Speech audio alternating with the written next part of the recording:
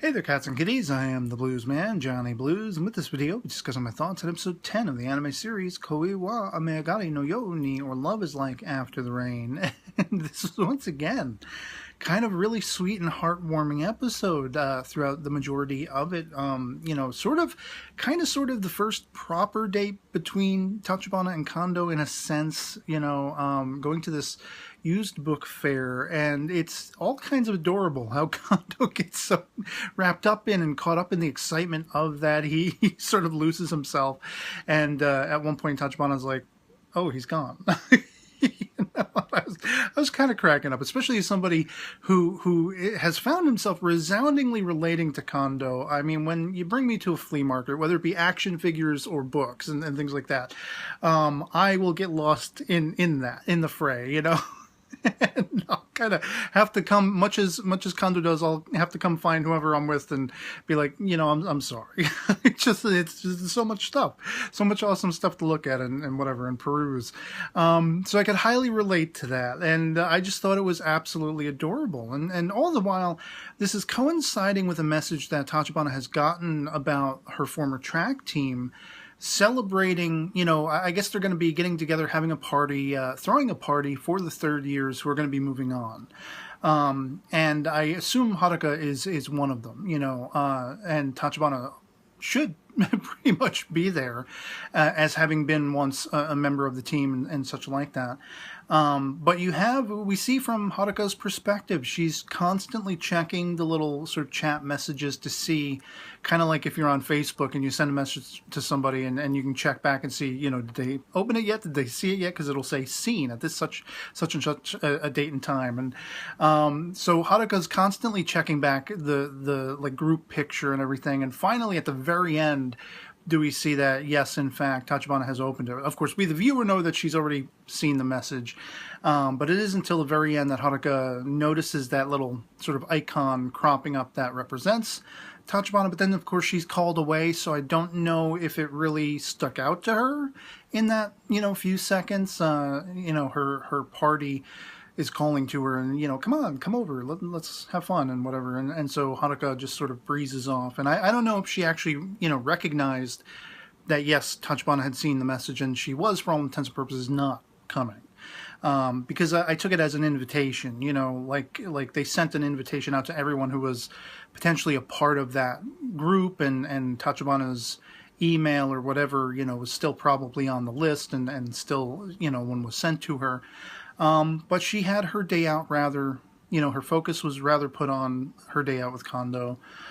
And I didn't know what exactly, the purpose of, like, the postcards was, except for the romanticism of the moment, the connectivity that she felt with Kondo and wanting to sort of commemorate that. And she ends up, through the convention of the old man bookseller, who ended up being the owner of the bookstore, Kondo had gone to in the previous episode when he was going to meet Chihiro, and the bookstore was closed. He was all worried that it was like out of business or something. No, it's just that the old coot is actually running a little book tent, as part of this used book fair.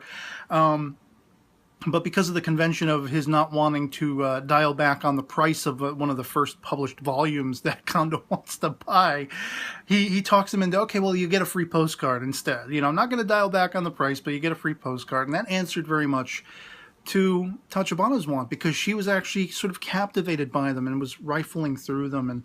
And whenever I've been in a flea market or something like that, I've always been captivated myself and fascinated by the little drawers and or boxes full of like old photographs, especially turn of the century and from the 30s and 40s and 50s. There's something about that. It's just mystifying and intriguing to see so many of these youthful lives and their more celebratory, happier moments. And, there is sometimes the other leg drops in your mind where, like, these people, who were these people? I don't know. They've kind of been forgotten, but at the same time, a part of them has been captured in this still photo, and in a sense, that's kind of what those postcards represented. And the idea of the one that she chose being a message between potentially two lovers or two friends that wanted to recapture that and see each other again. Very much, tapering off of that relationship dynamic as it's going on between she and Kondo, who are, for all intents and purposes, per this meeting, they kind of went out of their way to say, we're friends. That's it. We're friends.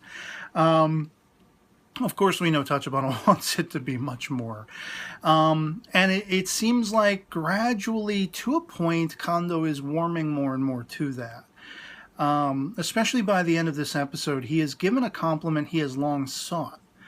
And it is something that was very sort of revelatory in the way it was forthcoming with the idea that his passion for literature, much as he lost himself in this book fair. He was lost in the ritual of writing. He was lost in the passion of that pursuit of wanting to be a novelist. And whereas we found out in the previous episode, he had focused his life on marriage and his child, rather than going on a sort of, world traveling thing to Africa with Chihiro and such like that. He had kind of sidled away from his passion, that passionate pursuit, that pursuit of literature and becoming a novelist, becoming a professional writer.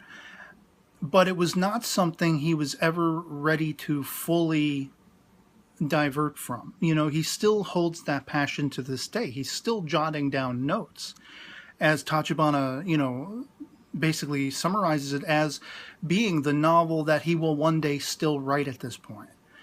And she compliments him favorably to say, I really would like to see what you have to write. I'd like to read that someday. I'd like to see, because I know you, because I know who you are, the kind of person you are.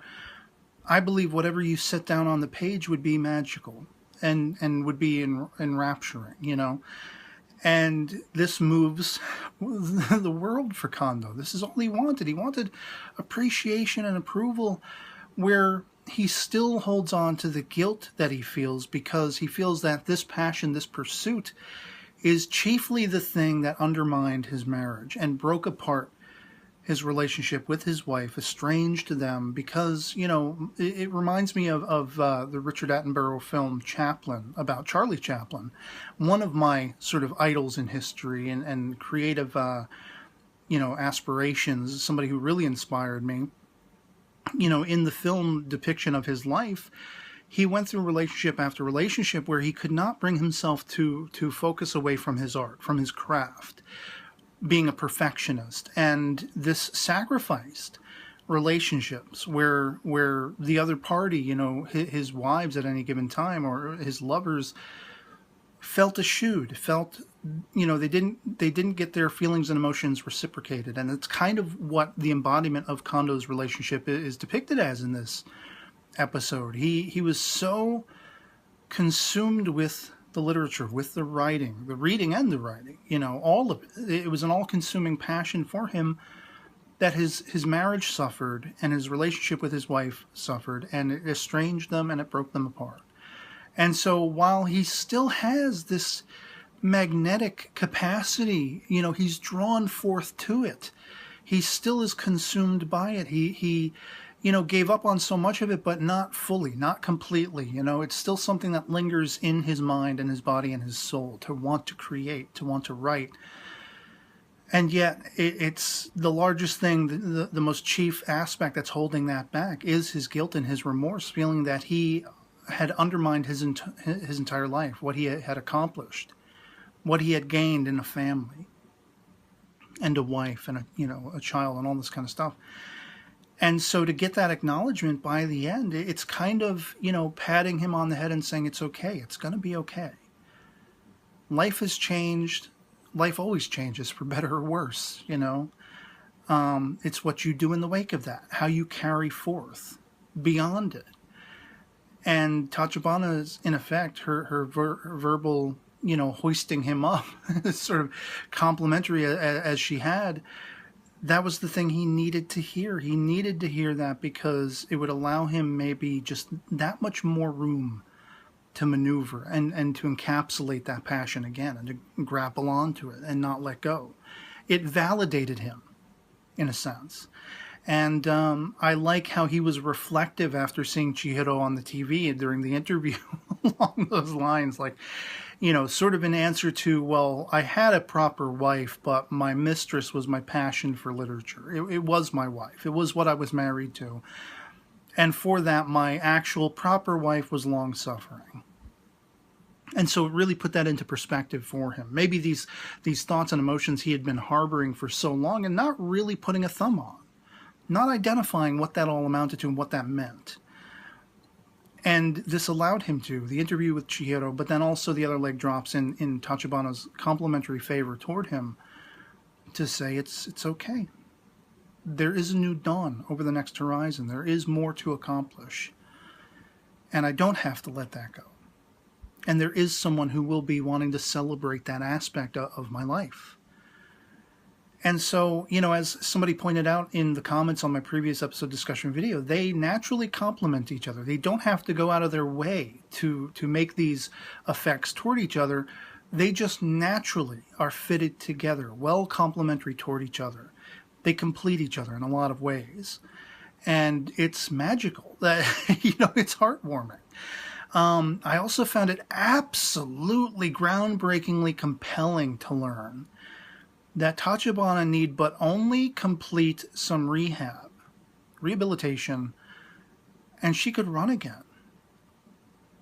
It is not something forever removed from her capacity. It's not something she's been completely taken away from. And the parallel between she and Kondo in that effect, Kondo did, for all intents and purposes, kind of sort of give up fully, on his passion. And he regrets that. He wishes he had stayed, more focused on that, but not in so much focus that he had lost his family. So it's a mixed bag for him. And he's kind of imparting to her through the idea of the swallow's nest that once resided outside his restaurant. They had to sort of destroy the nest once all the swallows had flown away and managed to go away.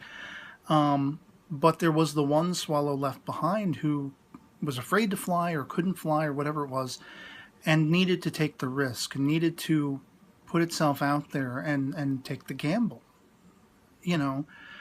which very much touches upon his eschewing and giving up on the pursuit of trying to be a published writer, but also touches very much upon her lacking of focus, her directive going away from her running, which was a passion for her for the longest time. Here we find she's still utmost capable. And I don't half wonder, by the end of their discussion, will she have a renewed interest in it? Will she go and complete rehab and become a runner again? Even if not within the confines of the track team, will she just do it for herself? Will she go and make sure that her leg is fully healed so that she can just run again freely for herself? Much as that initial flashback in the burgeoning friendship that was between she and Haruka when they both found the running to be a passion for each other. It was all consuming to both of them. In childhood, it's what led Haruka to pursue it in school alongside Tachibana. They were just running freely outside of school, outside of the confines of responsibility. It was just something they had fun doing, enjoying for themselves. Maybe, hopefully, Tachibana will find this for herself again, based on this conversation about the swallow. And the regrets in Kondo's, demeanor that are very much, he wears it on his sleeve during that conversation. He kind of balks at it afterward. Oh, I'm just kidding, But none of his words were lost on Tachibana. She thanked him, for what he imparted to her. The idea that you don't have to give up on things, and you should, as long as it's something that you're always going to be lingeringly looking for, seeking, don't give it up. Pursue it. Find a means through which to grapple onto it and pursue it, and make it a part of your life. In Tachibana's case, where he legitimately go into rehab, get your leg up and running again, pursue the running, even if just for yourself. Don't harbor those regrets. Don't continue to linger and look at books of photography about runners. Let your friendship with Haruka be estranged because it's something you've sort of drifted away from. If it's still something you want to pursue, well, then pursue it. do it for yourself. Satisfy yourself. And I can only hope that maybe this will redirect her focus back onto that as a sort of companionship to her focus that she has long-standingly had on the relationship between she and Kondo. So as I say, I mean, no more aptly an appraisal than that person who commented on my previous episode discussion video in saying how they are so well complemented to each other, how they so complete each other. They're so there for each other naturally, with no effort, effortlessly. Do they each pick up the ends of each other and complete each other? It's just heartwarming. And everything I wish I could find in my own life with someone. Like Kondo, I'm a hopeless romantic. Like Kondo, I sort of, refocused my directive in life and living away from the writing that so captivated me. I'm reading again, but I really want to at some point, at some juncture, get back to writing. I want to get back to that passion. And I can only hope that I find someone like he has found in Tachibana who will understand that and appreciate that and love me in spite of it.